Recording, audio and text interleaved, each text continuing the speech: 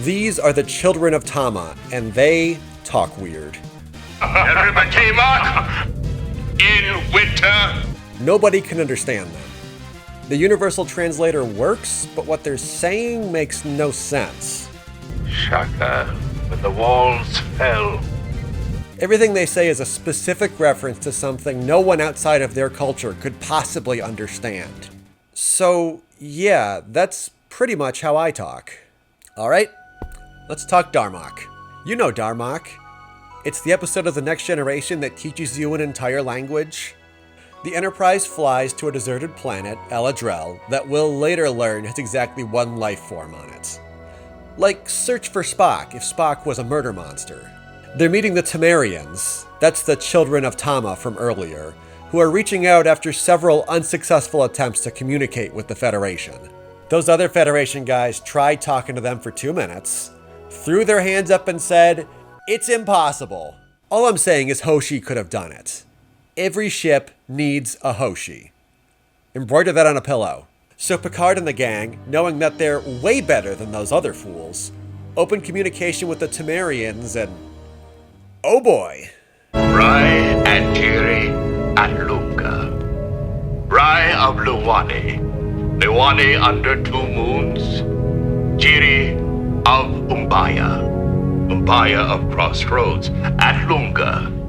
Lunga, her sky gray. So the Temerian captain has an idea. Darmok and Jalad at Tanagra. I mean, I don't know why I didn't think of it. They beam both captains down to the surface and don't let anybody get through for any reason. Like Kirk and the Gorn captain. But instead of fighting each other, they team up for a death struggle against this Inviso monster. Through their struggles, they're put in a position where they must learn to communicate. Picard learns their language on camera, and you learn along with him. Shaka, when the walls fell. Shaka, you said that before. When I was trying to build a fire. Is that a failure? An inability to do something? Uzani, his army at Lashmere. At Lashmere? Was it like this at Lashmere? A similar situation to the one we're facing here? It was a similar situation to the one they're facing here.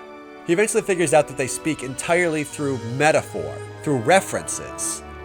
Darmok and Jalad at Tanagra is a story.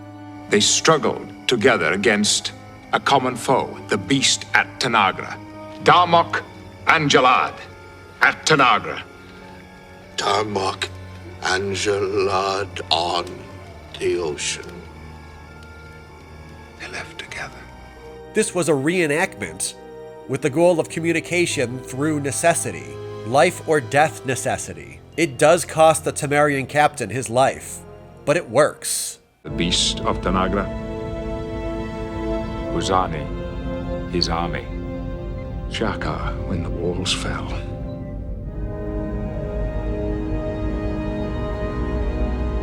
By the end of the show, the language hasn't changed, but you understand all of it. You know it now. There are lots of instances of somebody deciphering an alien language in Star Trek. But this is the only instance I know where the audience learns the language too. Not just a few words, but the language. And it works because we kind of already talk that way. I can't speak for everyone, but I speak in pulp culture references and movie quotes all the time. It works uniquely well as a Star Trek story because this fan base, even by 1991, was so committed that they already had their own shorthand. My episode summary that you just watched had references to the Search for Spock, Arena, and Hoshi Sato, and you knew exactly what all of that meant. If I say the words Kobayashi Maru, you know exactly what I mean. I think it's important that the references in Darmok aren't historical to the Temerians, but based on mythology and fiction. Because the fiction that resonates with us has a major effect on how we think about our own lives and situations. There is one other episode of television I can think of with a shockingly similar premise. It's an episode of Community, and instead of reenacting Darmok at Tanagra, it's My Dinner with Andre.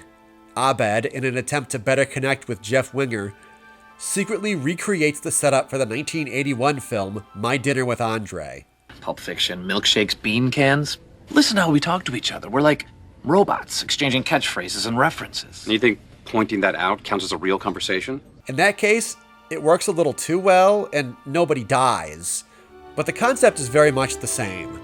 I chose my dinner with Andre because it's about a guy who has an unexpectedly enjoyable evening with a weird friend he's been avoiding lately. My dinner with Darmok. The point I'm getting at is that everybody relates to the world through stories. And it doesn't matter if they're based in history, mythology, or pop culture. There's nothing immature or abnormal about it because we all speak the Darmok language. And if anybody tries to make you feel bad for it, that's a failing on their part. Shaka when the walls fell.